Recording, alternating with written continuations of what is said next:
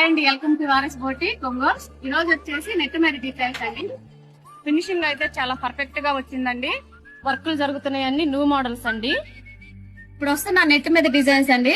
Back side కి వచ్చేసేలేకి boat neck model ఇచ్చేసాము. స్టోన్ లెస్ తోటి జర్కన్ మోడల్ లో ఇచ్చేసాము. చూడండి ఎంత బాగా వచ్చేసిందో, హెవీ డిజైన్స్. హ్యాండ్ కి వచ్చేసేలేకి స్టోన్ మోడల్ లో ఇచ్చేసాము.